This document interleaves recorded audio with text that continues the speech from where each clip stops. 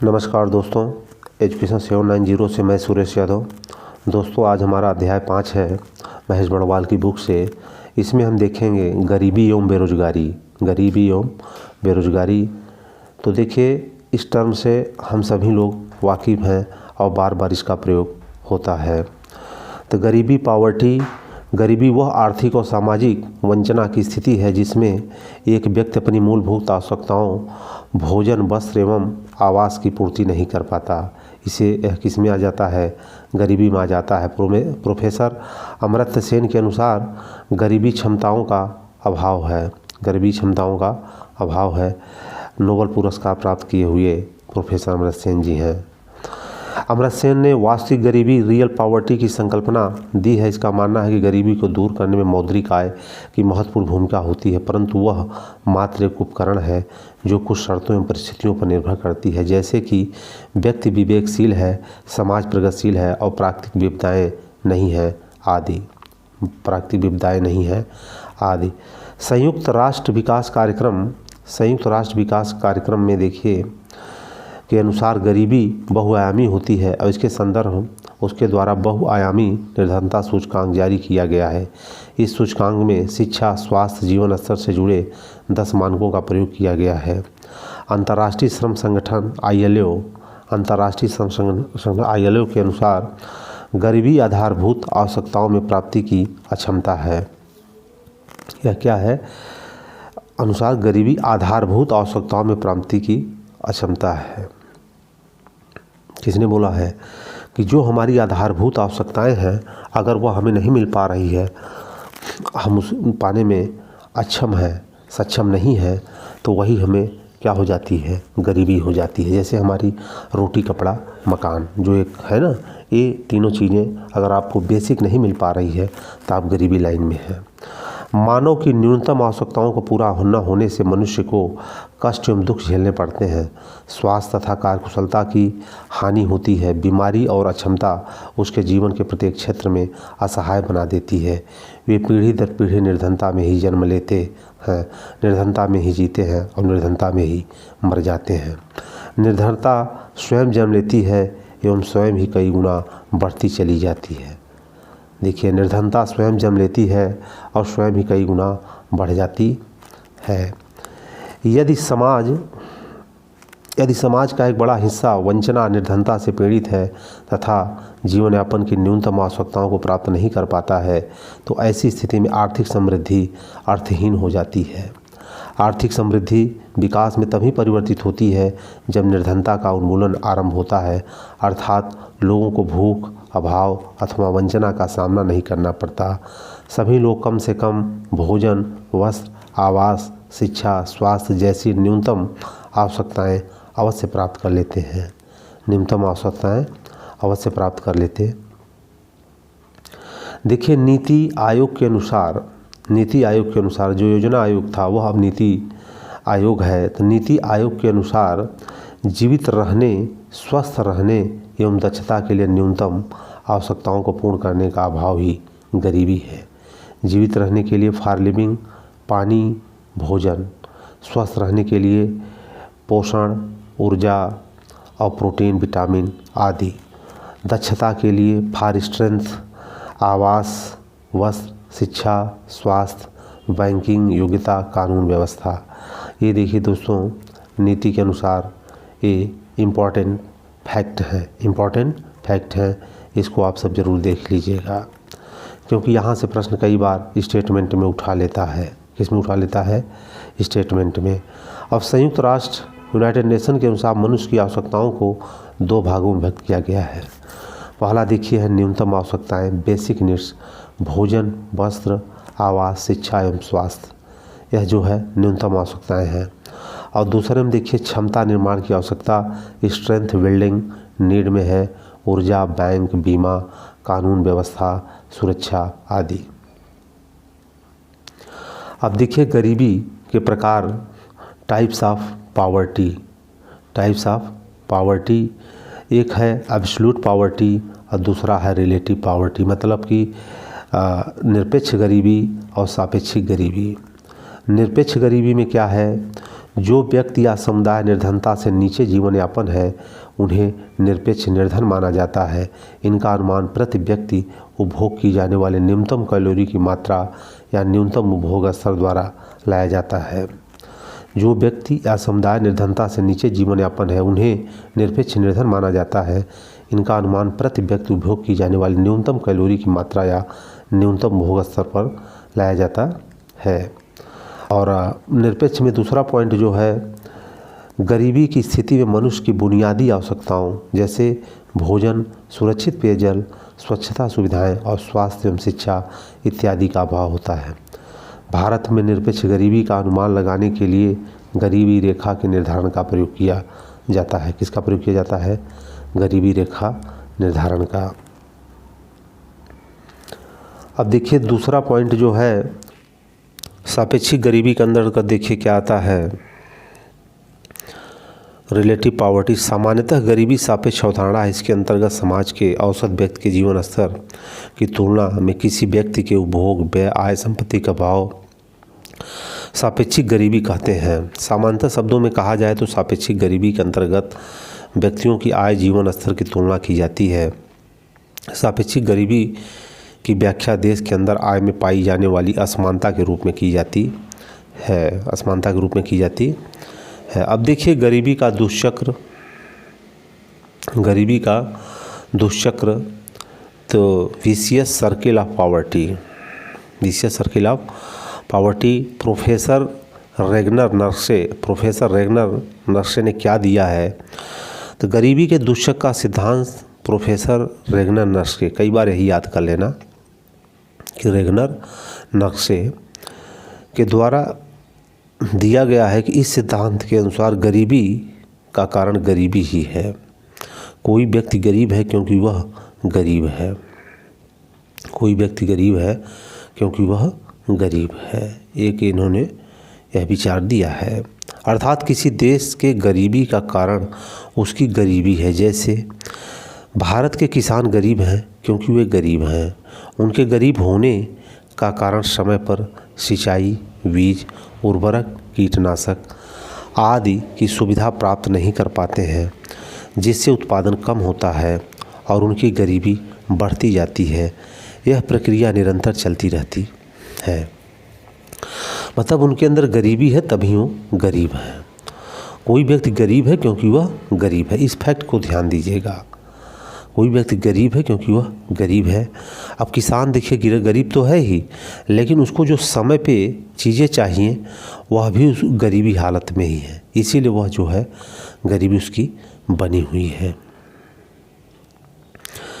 इस प्रकार हम कह सकते हैं, देखिए यहाँ दोबारा कह रहे हैं कि इस प्रकार हम कह सकते हैं कि गरीबी आर्थिक क्रियाओं का ऐसा दुष्चक्र है जिसके घटक एक दूसरे से इस प्रकार क्रिया करते हैं कि एक गरीब व्यक्ति हमेशा गरीब बना रहता है। एक गरीब हमेशा क्या? गरीब बना रहता है। ऐसा नहीं कि हमारी सरकारें इस पे कार्य नहीं कर रही हैं, कार्य हो रहा है, लेकिन देश की आर्थिक स्थिति को देखते हुए जितना इस पे कार्य किया जाना चाहिए उतना अभी संभव नहीं हो पा रहा है, उतना संभव नहीं हो पा रहा। लेकिन ऐसा नहीं कि इस पे कार्य नहीं, कार्य लगातार चल रहा है, कार्य लगातार चल रहा है। देखिए जैसे पहला इसमें बता रहे हैं कि संसाधनों का अभाव, किसका है? संसाधनों का अभाव। दूसरे में देखिए कम उत्पादन। तीसरे में है आर्थिक गतिविधियों का कम होना। चौथा है रोजगार का कम होना, मतलब गिरावट। कम आय प्राप्त होना, कम बचत, कम निवेश और गरीबी। तो दोस्तों देखिए विशियस सर्किल ऑफ पॉवर्टी, गरीबी का दुष्चक्र।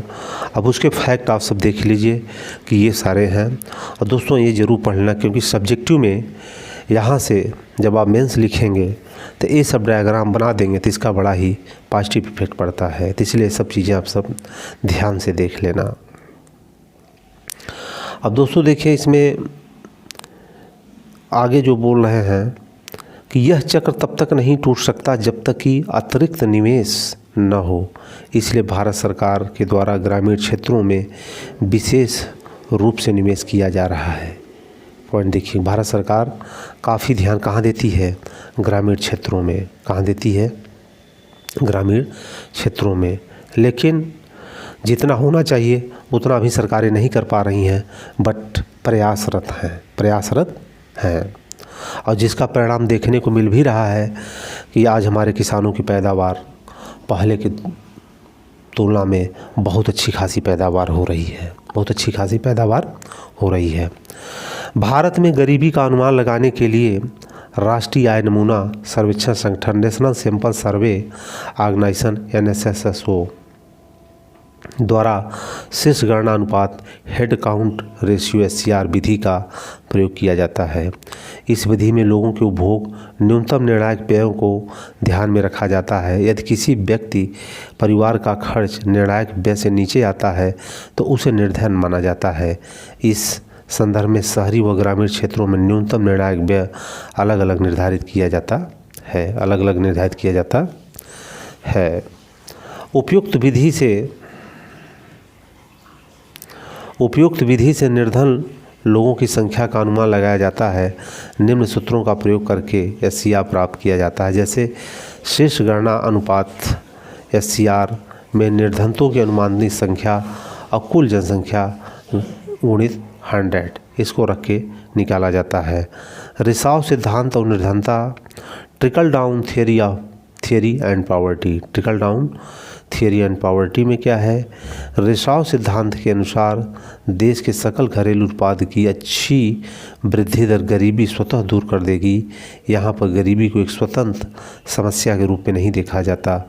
गरीबी को कम वृद्धि दर के एक उप उत्पाद बाई प्रोडक्ट के रूप में देखा जाता है। अब देखिए आगे इसमें है कि भारत में वर्तमान में भारत के निम्न कारणों में रिसाव सिद्धांत प्रभावी नहीं हो पा रहा है।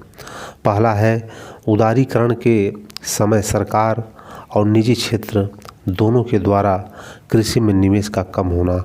इससे कृषि उत्पादकता में गिरावट आ जाती है।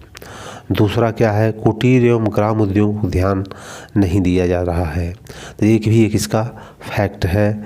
थर्ड में है, सूक्ष्म लघु मध्यम उद्योगों को पर्याप्त संरक्षण नहीं देना है। इन उद्योगों को 2 स्तर पर प्रतिस्पर्धा का सामना करना पड़ा है, जैसे घरेलू बड़े उद्योग और सस्ती विदेशी वस्तुओं में प्रतिस्पर्धा। और फिर नेक्स्ट है, उदारीकरण में न केवल पूंजी को सस्ता किया गया बल्कि वित्त बाजार में सुधारों और वित्तीय उदारीकरण के माध्यम से पूंजी की भी उपलब्धता को बढ़ाया गया। तो देखिए ये सब पॉइंट हैं दोस्तों, जो लोग सीरियस हैं वो इनको ध्यान से देखें, क्योंकि मेंस लिखते समय शॉर्टकट नहीं चलेगा। इसलिए यह वीडियो आपको 2 से 3 बार ज़रूर देखना पड़ेगा।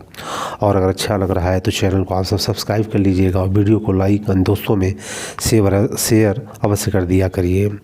अब देखिए नेक्स्ट है, सकल घरेलू उत्पाद को बढ़ाने के लिए औद्योगिकरण पर ध्यान दिया जाता है। उद्योगों के उत्पादन में वृद्धि से रोजगार और आय में वृद्धि होगी। इस प्रकार लोगों के मूलभूत आवश्यकताओं को पूरा कर लेंगे। दूसरे शब्दों में औद्योगिक विकास के प्रभाव लोगों तक रिस्क कर पहुंच जाता है। निरपेक्ष निर्धनता का अनुमान लगाने के लिए भारत में निर्धनता रेखा पॉवर्टी लाइन की अवधारणा का प्रयोग किया गया है। निर्धनता रेखा वह रेखा है जो प्रति व्यक्ति औसत मासिक व्यय को व्यक्त करती है, जिसके द्वारा लोग अपनी न्यूनतम आवश्यकताओं को पूरा कर सकते हैं। भारत में 816 रुपये ग्रामीण क्षेत्र और 1000 रुपये शहरी क्षेत्र में प्रतिमाह उपभोग को निर्धनता रेखा माना गया है। जिन लोगों को प्रतिमाह उपभोग व्यय इससे कम है उन्हें निर्धन माना जाता है। उन्हें क्या माना जाता है? निर्धन माना जाता है। अब देखिए निर्धनता रेखा की नई परिभाषा आधार वर्ष 2011-12 में भारत में निर्धनता अनुपात 21.9% है। भारत में गरीबी मापने की तेंदुलकर विधि कई बार यही पूछ लिया तेंदुलकर विधि से क्या किया जाता है, तो यह गरीबी मापन किया जाता है। तो याद रखना, कई बार यह प्रश्न एग्जाम में आया हुआ है पीसीएस में कि भारत में गरीबी मापने की विधि कौन सी, तेंदुलकर विधि। या कई बार ये पूछ लेगा कि तेंदुलकर विधि क्या है। तो तेंदुलकर विधि गरीबी सूचकांक ग्रामीण भारत रूरल इंडिया और शहरी भारत अर्बन इंडिया। अब देखिए इसमें बताया है कि 816 रुपये से कम है तो, और यहाँ 1000 रुपये से कम है तो ये हालत देखिए, ग्रामीण में 25.7% गरीबी और शहर में 13.7% गरीबी। अब ये डाटा एक बार लेटेस्ट कंफर्म करके आप सबको हम पिन कर देंगे कि लेटेस्ट डाटा क्या है। सुरेश तेंदुलकर समिति द्वारा गरीबी के अनुमानों को विधि में बदलाव। वर्तमान में भारत में तेंदुलकर विशेष दल द्वारा सुझाए गए बदलावों में आधार एवं गरीबियों के अनुमान का संग्रह किया जाता है। ये बदलाव मुख्य रूप से निम्न है। पहला है, ऊर्जा के साथ साथ शिक्षा स्वास्थ्य से जुड़े न्यूनतम खर्चों को ध्यान में रखा जाना चाहिए।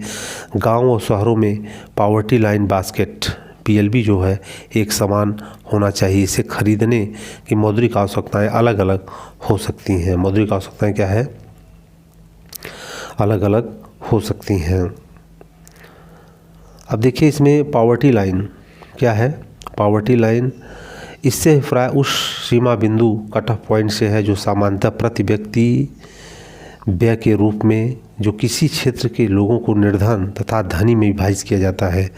उदाहरण के लिए 500 रुपये प्रति मास व्यक्ति व्यय को सीमा बिंदु मान लिया जाए, तब 500 रुपये से कम व्यय करने को निर्धन और जो 500 रुपये से अधिक व्यय करने वाले को समृद्ध कहा जाएगा। एक इन्होंने एग्जाम्पल दिया है। और निर्धनता से नीचे रहने वाली जनसंख्या के प्रतिशत को व्यक्ति गणना अनुपात अथवा निर्धनता प्रभाव अनुपात कहा जाता है। निर्धनता सीमा रेखा का निर्धारण या तो आय के रूप में या उपभोग के रूप में किया जाता है, या तो उपभोग के रूप में किया जाता है। आय की तुलना में उपभोग एक बेहतर मापदंड है। इसका कारण यह है कि उपभोग किसी व्यक्ति द्वारा वस्तुओं तथा सेवाओं के वास्तविक प्रयोग को दर्शाता है, जबकि आय केवल खरीदने की क्षमता व्यक्त करती है। क्या खरीदने की क्षमता व्यक्त करती है। आय के वितरण संबंधी आंकड़े उपलब्ध नहीं हैं। क्या बता रहे हैं, आय के वितरण संबंधी आंकड़े उपलब्ध नहीं हैं, जबकि उपभोग से संबंधित व्यापक आंकड़े उपलब्ध हैं। उपभोग स्तर को भारत में प्राय निर्धनता रेखा की एक सीमा माना जाता है। थर्ड में देखिए, गरीबी का अनुमान लगाते समय NSSO 2 संदर्भित अवधियों mixed recall oblique reference period का प्रयोग करता है। खाद्य वस्तुओं में 30 दिनों की अवधि और शिक्षा और स्वास्थ्य में 365 दिनों की अवधि, इतने दिनों में इसको देखा जाता है। अब देखिए गरीबी पर रंगराजन समिति की रिपोर्ट। गरीबी पे रंगराजन समिति की रिपोर्ट क्या है, तो वर्ष 2011-12 में तेंदुलकर कमेटी की रिपोर्ट पर आधारित NSSO द्वारा लगाया गया अनुमान विवादास्पद रहा। क्या रहा, विवादास्पद रहा। और इसी संदर्भ में रंगराजन कमेटी का गठन किया गया। रंगराजन कमेटी के द्वारा तेंदुलकर कमेटी की अनुशंसा को तो स्वीकार कर लिया गया, परंतु MPCE को ऊंचा कर दिया गया। MPCE को क्या कर दिया गया, ऊंचा कर दिया गया। MPCE को ऊंचा कर दिया गया। अब देखिए रंगराजन विधि क्या है, तो यह रूरल इंडिया और शहरी इंडिया में इन्होंने क्या किया था, ये बढ़ा दिया। क्या किया, ये बढ़ा दिया कि 972 रुपये होगा और इधर क्या होगा 1407 रुपये होगा। कितना होगा, 1407 रुपये, जो कि यहाँ कम था। तेंदुलकर समिति में क्या था, यह चीज़ें कम थी। तो ये चीज़ आप सब ध्यान देने योग्य पॉइंट है। और संपूर्ण भारत में 29.9 गरीबी ऐसा बताया गया। तो दोस्तों आज के लिए बस इतना ही। थोड़ी आवाज़ अगर इसमें गड़बड़ है तो उसको कंप्रोमाइज़ करिएगा। बहुत जल्द हम अपनी आवाज़ की क्वालिटी को इम्प्रूव करेंगे दोस्तों। और जो कुछ अगर इसमें गलती होगी उसको क्षमा चाहता हूं। और दोस्तों हमारे चैनल को आप सब सब्सक्राइब करिए, दोस्तों हम शेयर करिए। जय हिंद, जय भारत।